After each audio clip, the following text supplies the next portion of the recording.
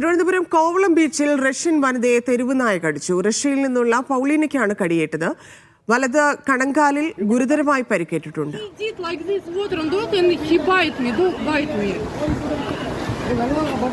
സരിസ ശോഭാചന്ദ്രൻ ചേരുന്നു. സരിസ, എപ്പോഴായിരുന്നു സംഭവം? പരിക്ക് ഗുരുതരമാണോ?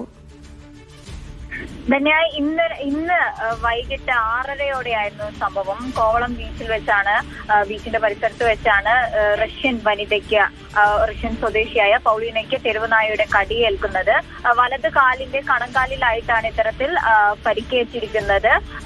ആദ്യഘട്ടത്തിൽ ഇവരെ അവിടെയുള്ള ഒരു പ്രാഥമിക ആരോഗ്യ കേന്ദ്രത്തിൽ പ്രവേശിപ്പിക്കുകയും തുടർന്ന് കോവളം CHC ആശുപത്രിയിലേക്ക് മാറ്റുകയുമായിരുന്നു.